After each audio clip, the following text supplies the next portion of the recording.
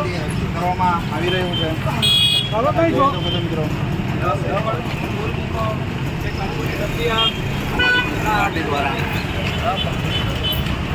બરાબર પૂજા કરજો.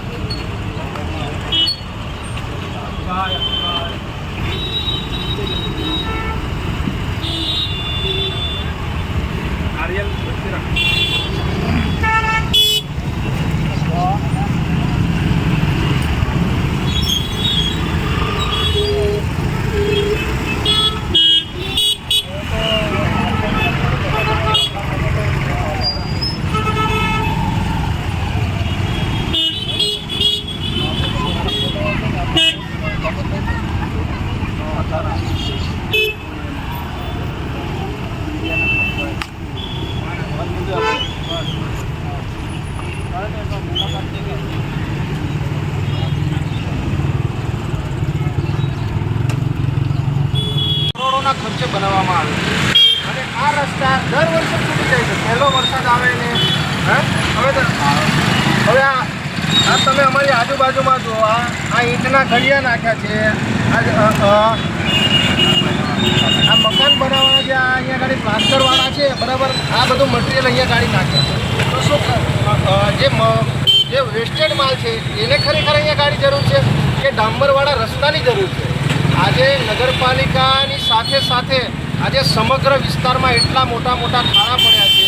આજે ઘણા બધા લોકોના એક્સિડન્ટો થાય છે. આજે લોકોના હાથ પગ ભાંગી જાય છે, ફ્રેક્ચર થાય છે, લોકોને ગંભીર ઈજા થાય છે. અહીંયા ગાડી નથી તો રાજપીપળા સિવિલ હોસ્પિટલમાં દવાખાનામાં વ્યવસ્થિત સુવિધાઓ. લોકો બરોડા જાય છે તો એક્સપાયર થઈ જાય છે. તો આ ભારતીય જનતા પાર્ટીના નેતાઓ જે નગરપાલિકામાં બેઠા છે, જે તાલુકા પંચાયત, જે જિલ્લા પંચાયતમાં શાસન કરે છે, જે આજે ધારાસભ્ય, સાંસદ સભ્ય, ગુજરાતમાં એમની સરકાર છે, કેન્દ્રમાં એમની સરકાર છે, પણ તેમ છતાં આજે હમણાં ખબર જ નથી પડતી કે રસ્તામાં ખાડો છે કે ખાડામાં રસ્તો છે, એ જ ખબર નથી પડતી. આજે દેશના વડાપ્રધાન કાલે નરેન્દ્ર મોદી સાહેબ અમદાવાદમાં આવ્યા હતા. ત્યાં ગાડી રાતોરાત રસ્તા બની જાય છે. આ પ્રજા અહીંયા ગાડી માચીસથી લઈને એક જહાજ લે ત્યાં સુધી એ લોકો ટેક્સ ભરે છે. અને દર વર્ષે તમે આખા ગુજરાતના કોઈ પણ રસ્તા જુઓ, દરેક જગ્યાએ એટલા મોટા મોટા ખાડા પડેલા છે. લોકોના એટલા મોટા અકસ્માતો થાય છે કે ના પૂછો વાત. એટલે ભારતીય જનતા પાર્ટીના નેતાઓ અને નગરપાલિકા અને તમામ પદાધિકારીઓને અમે કહેવા માંગીએ છીએ કે ભગવાન એમને સદબુદ્ધિ આપે, સદશક્તિ આપે કે જેથી કરીને આ રોડ રસ્તામાં જે ભ્રષ્ટાચારો થાય છે એ ભ્રષ્ટાચારો ના થાય અને જે પ્રજા ટેક્સ ચૂકવી રહી છે એનાથી યોગ્ય વ્યવસ્થિત રસ્તાઓ બનાવે. નહીં કે ફક્ત દેશના વડાપ્રધાન નરેન્દ્ર મોદી આવે તો ચાલુ વરસાદમાં ત્યાં ગાડી રસ્તાઓ બની જાય. અહીંયા ગાડી હમણાં ગણપતિનો તહેવાર છે, હમણાં આ જે આ ઈંટોના ગળિયા નાખ્યા છે 2 દિવસમાં ઉખડી જશે વરસાદ પડશે તો પછી પાછી તે પરિસ્થિતિ આવશે. આ ખાડા પૂરે છે વારંવાર ને પછી ખાડા પડી જાય છે, એ બાબતે શું કહેશો તમે? એક જાતનો પૈસાનો વિફરત થાય છે કે નહીં? 100% દર વર્ષે જે રસ્તો બનાવવામાં આવે છે આ નગરપાલિકામાં અમે જોઈ રહ્યા છીએ. અને જે રાજપીપળાથી ગરડેશ્વરને જોડતો રસ્તો છે, જે તિલકવાડાથી બરોડા જાય છે, આ બાજુ રાજપીપળાથી અંકલેશ્વરને જોડતો રસ્તો છે, રાજપીપળાથી બદામ રહીને એ ડભોઈ રસ્તો છે. આજે દરેક રસ્તાઓ એટલા બધા ખરાબ છે. આજે તમે આ બાજુ ડેડિયાપાડા જતા રહો તો દર વર્ષે તમે રસ્તો બનાવો છો તો એમાં તો કેવા રસ્તા બનાવો છો? આ પ્રજાના ટેક્સનો ખુલ્લેઆમ અહીંયા આગળ ભ્રષ્ટાચાર થઈ રહ્યો છે. અહીંયા સ્પષ્ટપણે દેખાઈ રહ્યું છે. ભારતીય જનતા પાર્ટી આ ખૂબ મોટા પ્રમાણમાં ભ્રષ્ટાચાર કરી રહી છે. હવે પ્રજાએ જાગવાની જરૂર છે, અવાજ ઉઠાવવાની જરૂર છે. જો પ્રજા હજુ પણ નહીં જાગે તો આવનારા દિવસોમાં કાલે પણ તમારા ઘરે કોઈનું એક્સિડન્ટ થશે, કોઈનું અકસ્માત થશે, કોઈ ગંભીર ઈજા થશે, કોઈનું મૃત્યુ થશે. એનું સંપૂર્ણ જવાબદાર એ પ્રજા જ રહેશે.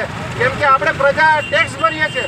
તો સરકારની જવાબદારી બને છે કે ભાઈ સારા રસ્તાઓ આપો, આ ગટર લાઈનોની વ્યવસ્થા કરો, સારા આરોગ્ય માટે દવાખાનામાં ડૉક્ટરો એ કરો. આજે સ્કૂલોની મુલાકાત લેવા જઈએ છીએ ત્યાં શિક્ષકો નથી. એટલે ખૂબ ગંભીર બાબત છે, પ્રજાએ જાગવાની જરૂર છે. નગરપાલિકાના સત્તાધીશોને શું કહેશો? નગરપાલિકાના સત્તાધીશોને ભગવાન સદબુદ્ધિ આપે અને જે લાખો કરોડો રૂપિયાની જે ગ્રાન્ટ આવે છે એ ગ્રાન્ટનો જે ખુલ્લેઆમ જે દર વર્ષે ભ્રષ્ટાચાર થાય છે એ ભ્રષ્ટાચાર ના થાય અને તમામ પ્રજા નગરપાલિકાની તેમજ આખા જિલ્લાની અને ગુજરાતની પ્રજા અવાજ ઉઠાવતી થાય એવી આ તમામ સર્વેને અમારી નમ્ર અપીલ છે. નિરંજનભાઈ વસાવા, નર્મદા જિલ્લા.